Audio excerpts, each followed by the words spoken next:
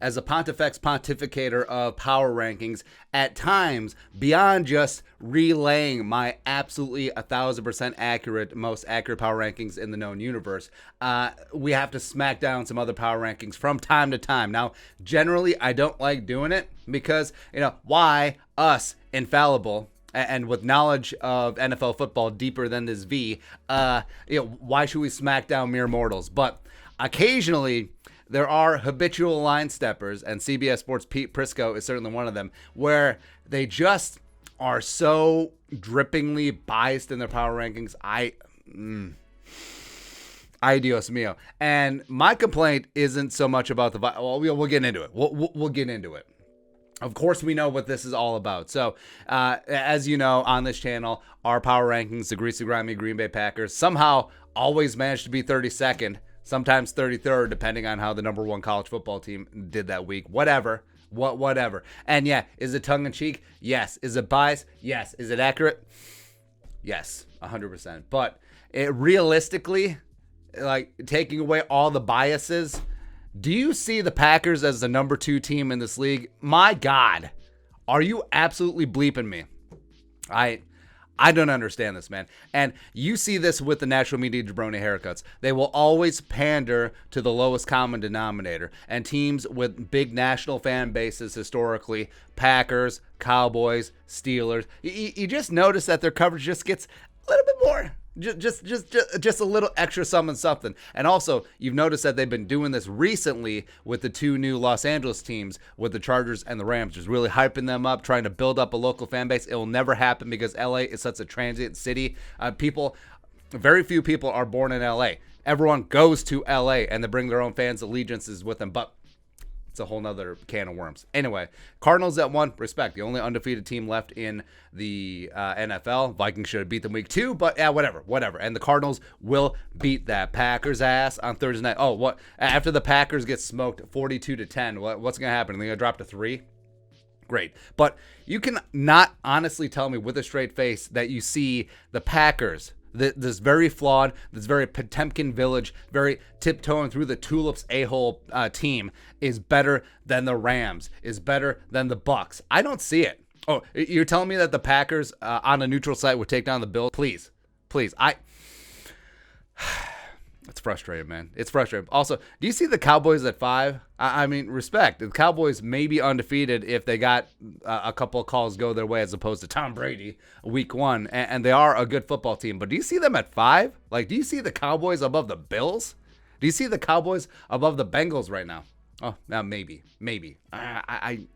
I don't know. Then it gets into some dicey toss-up territory. You really don't know which Titans team is going to show up. I think that the Titans team you've seen the last couple weeks is more akin to what they are going to be long-term as opposed to early on in the season. But that's the most frustrating thing. And that's the whole thing. I'm not even mad about the Vikings being 14.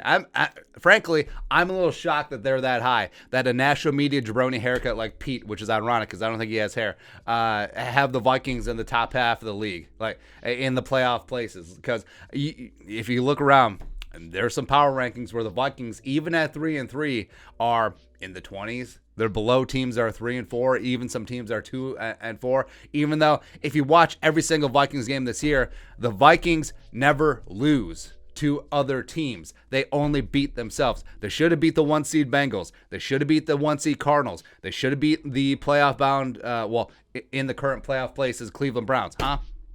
But whatever. Everyone just remembers, you barely beat the Lions.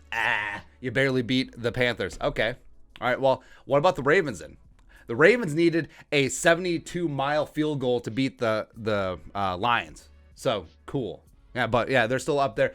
They're still in the top 10, even though they got their ass whooped by the Bengals. Like, I understand it's a power rankings. You can't really drop teams that far, but...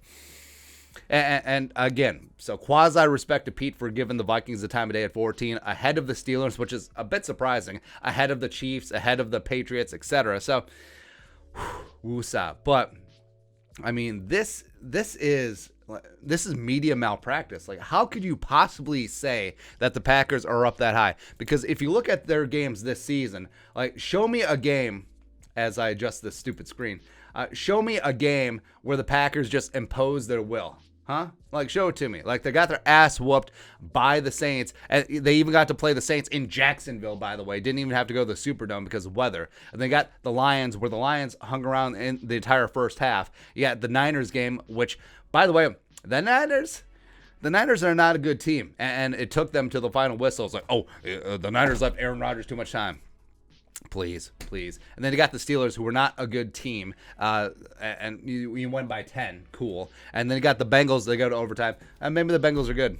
Who knows? You only beat the Bears by 10 at their place. I own you. Even though, Aaron Jones bailing me out?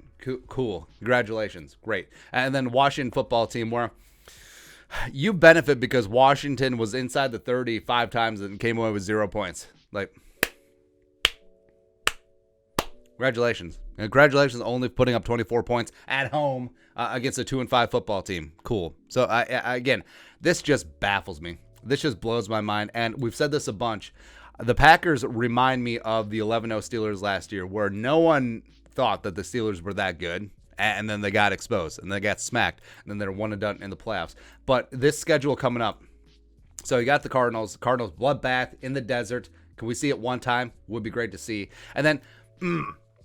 how fortunate are these stupid Chiefs? Are these stupid Packers? Because they play the stupid Chiefs, where the Chiefs are massively underachieving this year because, frankly, they're not a good team. So, you're playing the Chiefs at Arrowhead in the season where they're down. And Mahomes with that concussion, who knows? Who knows what's going to happen? They get to play Seattle without Russ. And then, hey, atonement is coming. A reckoning is coming. Yeah. At the Vikings week 11, going to be exposed as the frauds, the absolute frauds that they are. And then you play the Rams, and then you play at the Ravens, then you play the Browns, then you play the Vikings again. Woo! Bring it on. Bring it. Hell, I mean, the Packers may end up, 9-8? Had to do 17-game math. It's possible. I mean, it is possible, but everyone's worshiping the Packers. Bow down. The last dance with Aaron Rodgers and Devontae Adams. Whatever. And again, you could call this little brother syndrome. Don't really care. But the fact that two ahead of the Rams, ahead of the Bucks, ahead of the Bills, just okay. Now, how far will they fall? I guess we'll see.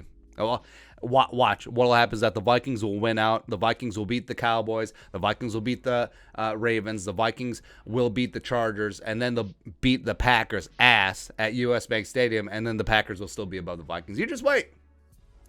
It'll happen, but it's okay. Chip firmly on shoulder. That's how we roll in purple. Woo. But your thoughts on our thoughts. Pete Prisco's NFL Power Rankings at Gabbage. Let us know in the comment section below. Subscribe for daily Vikings takes. Want to support that work? The Venmo. But until next time, Skol, production value.